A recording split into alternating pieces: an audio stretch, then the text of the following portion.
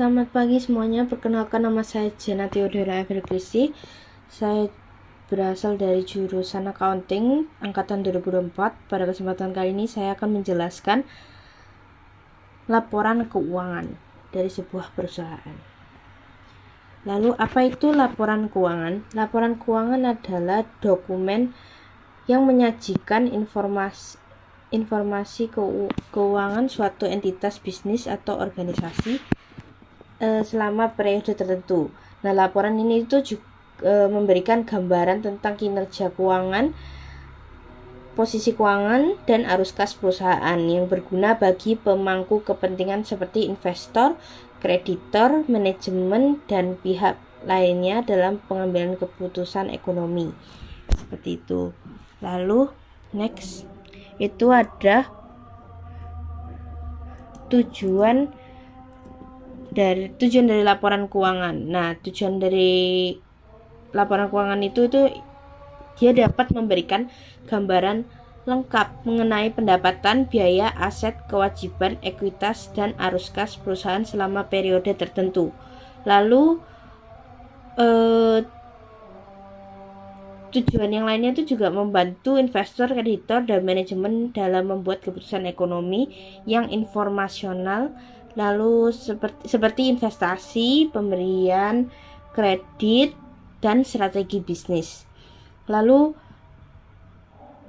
dengan laporan keuangan ini itu juga bertujuan juga untuk menunjukkan tanggung jawab manajemen dalam mengelola sumber daya perusahaan dan memastikan keterbukaan informasi kepada pemangku kepentingan. Lalu juga memungkinkan dari tujuan dari laporan keuangan itu untuk analisa kinerja keuangan perusahaan dari waktu ke waktu dan dapat membantu lagi dalam menilai keefisienan operasional dan profitabilitas. Lalu juga menyediakan data histori yang berguna untuk perencanaan anggaran dan proyek keuangan di masa depannya, seperti itu. Lalu lanjut, nah ini adalah jenis-jenis atau komponen dari posisi keuangan. Dari posisi keuangan. Komponen laporan keuangan ya. Yang pertama itu adalah laporan posisi keuangan yang seperti saya katakan tadi itu yaitu menampilkan aset, kewajiban, dan ekuitas. Nah, dan ekuitas perusahaan pada suatu titik waktu tertentu. Nah, dan juga memberikan gambaran tentang kesehatan finansial sebuah perusahaan. Lalu ada laporan laba rugi komprehensif.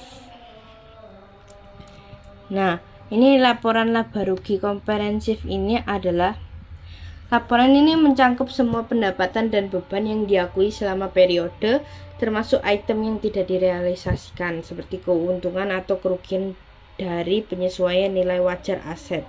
Nah, tujuannya itu adalah memberikan gambaran lengkap tentang total kinerja keuangan perusahaan melampaui laba bersih yang disajikan dalam laporan laba rugi ini. Lalu yang ketiga itu adalah laporan perubahan ekuitas.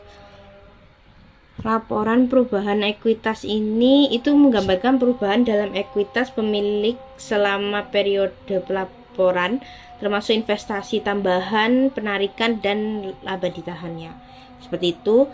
Lalu yang keempat itu adalah laporan arus kas atau cash flow statement yang menyajikan arus kas masuk dan keluarnya dari aktivitas operasi, investasi, dan pendanaan yang memberikan wawasan tentang likuiditas dan solvabilitas perusahaan. Lalu ini yang kelima ada catatan atas laporan keuangan yang memberikan penjelasan tambahan dan rincian mengenai pos-pos dalam laporan keuangan, termasuk kebijakan akuntansi yang digunakan dalam informasi relevan lainnya. Nah, lalu yang terakhir itu ada laporan posisi keuangan. Laporan posisi keuangan pada awal periode ya.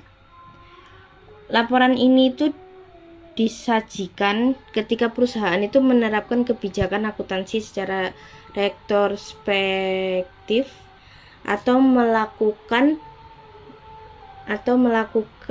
penyajian kembali pos-pos laporan keuangan.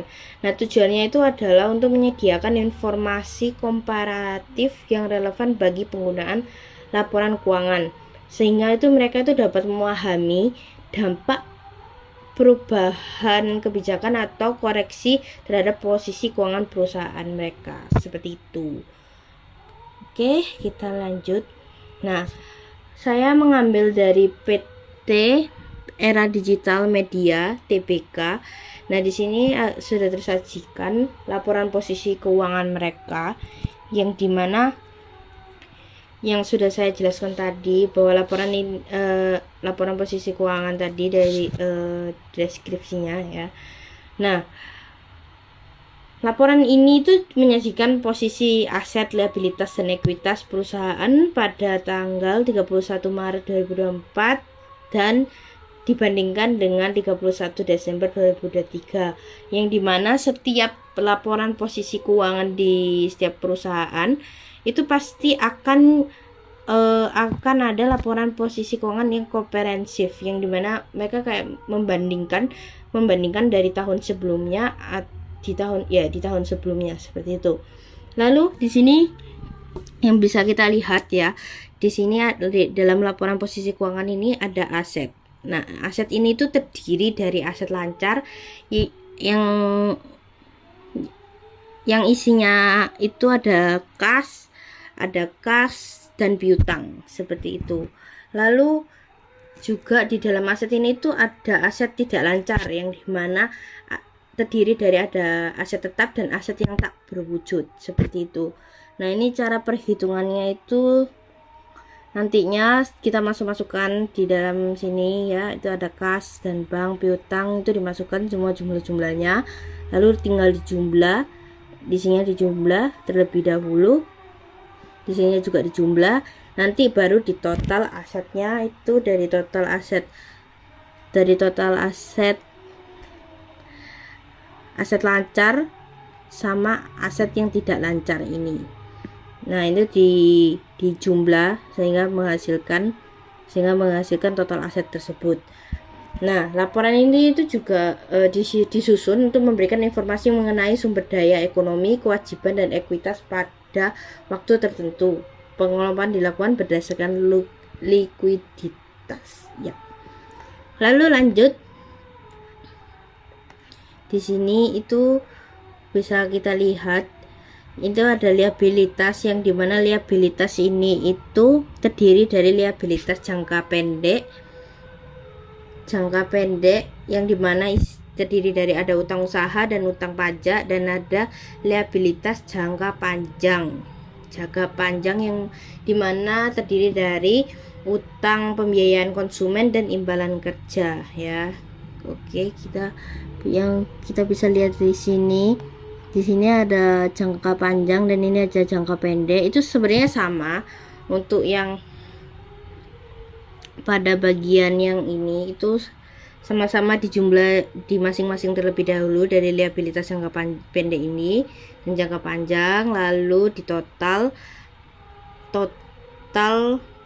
dari yang pendek dan panjang ini langsung ditotal sehingga menghasilkan 5.796 juta ini.